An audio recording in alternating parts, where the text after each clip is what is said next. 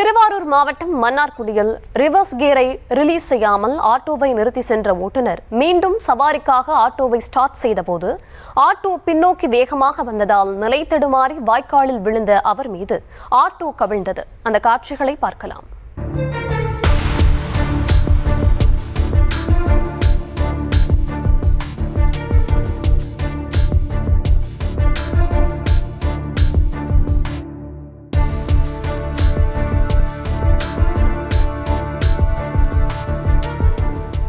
விவரங்களை தர இருக்கிறார் செய்தியாளர் நேசராஜன். வணக்கம், விவரங்கள் வழங்கலாம்.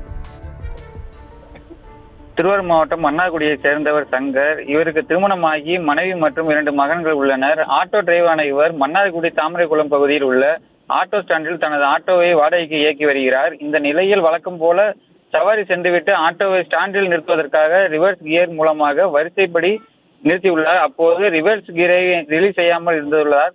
சிறிது நேரத்தில் மீண்டும் சவாரி வந்ததால் ஆட்டோவின் பின்புறம் உள்ள இன்ஜினில் கயிறு கொண்டு ஸ்டார்ட் செய்வதற்காக இழுத்துள்ளார்.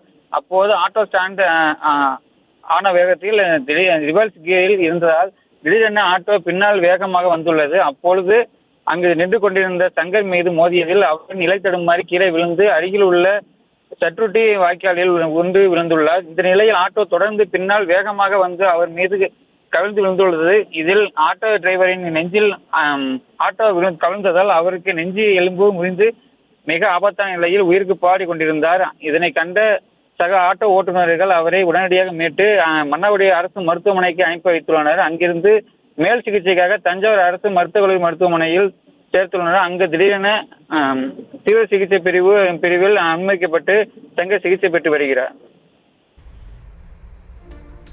விவரங்களுக்கு நன்றி.